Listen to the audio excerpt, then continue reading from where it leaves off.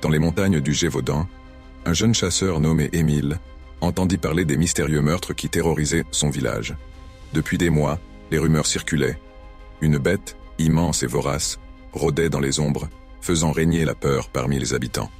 Les familles fuyaient, laissant derrière elles leurs terres, tandis que d'autres vivaient dans l'angoisse. Émile, témoin de la désolation qui gagnait son village, décida qu'il était temps d'agir. Armé de son arc, il se mit en quête de la vérité. Sa mère, effrayée, lui conseilla de rester près du feu, mais il comprit qu'il devait affronter ses peurs pour sauver son peuple.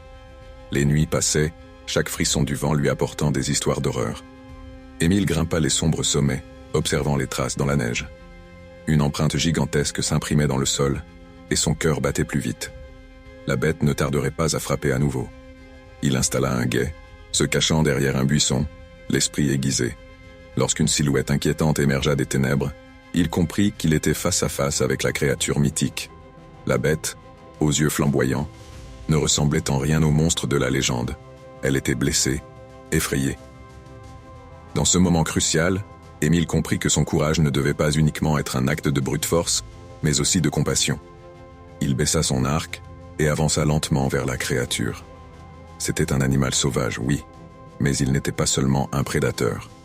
Peut-être n'était-il qu'une victime de son propre environnement, tout comme les villageois. Émile transforma sa peur en compréhension, et ce faisant, il trouva la véritable force. La bête, réalisant qu'il ne s'agissait pas d'un chasseur mais d'un ami potentiel, s'enfuit, laissant derrière elle une promesse de paix.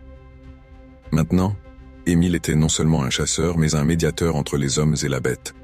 Sa bravoure avait révélé un mystère plus grand que la mort elle-même, celui du lien fragile entre la nature et l'humanité. Abonnez-vous pour plus d'histoires, et n'hésitez pas à me dire quelle histoire voulez-vous entendre.